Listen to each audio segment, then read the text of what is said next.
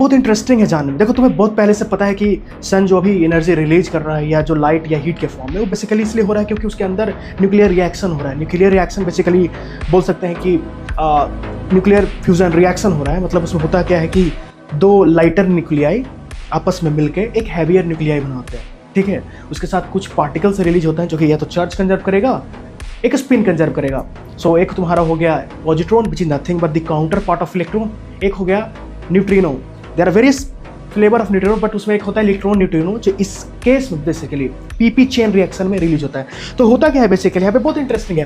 देखो मान लो कि दो प्रोटॉन है, राइट, आपस में कंबाइन होगा, कंबाइन होकर के ड्यूटेरियम आयन बनाएंगे, ठीक। उसके साथ पॉजिट्रॉन रिलीज होगा प्लस इलेक्ट्रॉन न्यूट्रिनो रिलीज होगा। ये एक सिंपल चेन रिएक्शन है जिसे हम पीपी चेन रिएक्शन बोलते हैं। सबसे इंटरेस्टिंग बात क्या है कि जब ये चार प्रोटॉन आपस में मिलेगा तो चार प्रोटॉन आपस में मिल करके एक 4He हीलियम न्यूक्लियाई बनाएगा।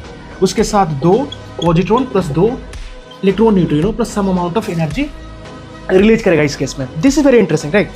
अब तुम देखो आइंस्टाइन का इक्वेशन है जो कि हम बोलते हैं ऐसे है कि E बराबर डेल्टा mc², जहाँ पे डेल्टा m क्या है, मास डिफेक्ट जिसे बोलते हैं, अमाउंट ऑफ, जो कि क्योंकि क्यों ऐसा हुआ कि चार प्रोटॉन जो है इसका मास स्लाइटली इस हीलियम न्यूक्लियाई से ज़्यादा था। तो the amount of energy, the amount of mass defect which is basically converted into energy and this what we see in the form of Q।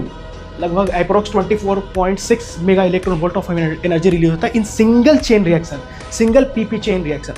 अब तुम सोच सकते हो कि billions of millions of billions of billions hydrogen पर second converting into helium, तो कितना amount of energy release हो रहा है। That is very interesting, right.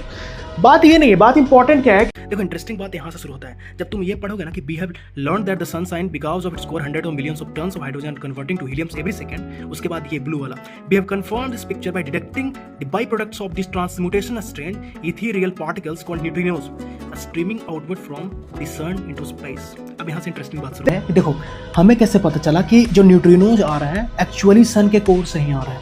क्यों? देखो क्योंकि न्यूट्रिनोज तो हम कहीं से भी डिटेक्ट कर सकते हैं ना। अगर सुपरनोवा कहीं बिलियंस ऑफ लाइट ईयर अभी सुपरनोवा हो रहा होगा वहाँ से हम न्यूट्रिनो डिटेक्ट कर सकते हैं, या अगर बीटा डीके हो रहा होगा वहाँ से भी हमें न्यूट्रिनोज मिल सकता है।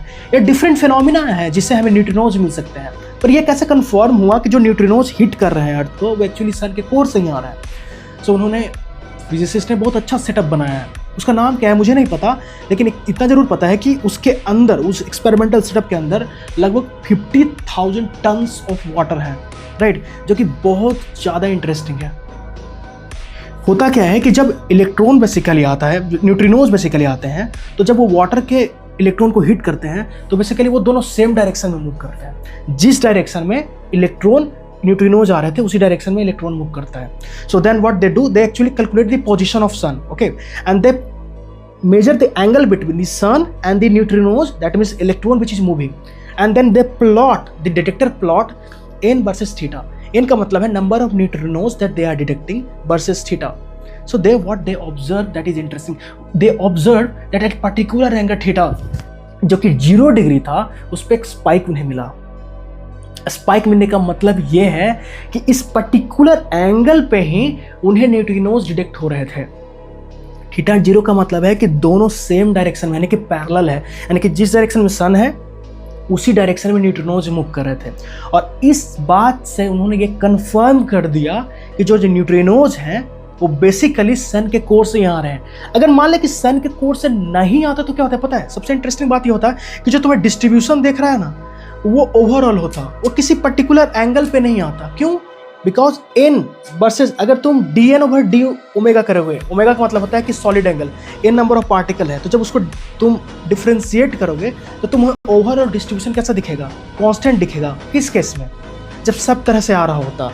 कांस्टेंट तुम्हें नहीं दिखेगा जब एक पर्टिकुलर डायरेक्शन में आएगा। इसलिए तो इस पर्टिकुलर थीटा 0 पे स्पाइक मिल रहा था और इससे वो डिटेक्ट, उसे कंफर्म कर दिए जो न्यूट्रिनोज आ रहे हैं वो बेसिकली सन के कोर से ही आ रहा है। और सन के कोर में पीपी चेन रिएक्शन हो रहा है, यानी कि प्रोटॉन प्रोटॉन चेन रिएक्शन हो रहा है। That is the nuclear reaction happening, that is the nuclear fusion reaction happening inside the core of sun, and this is very interesting about this experimental setup. Not only that, but it's confirmed that there is a nuclear reaction happening inside the core of the sun.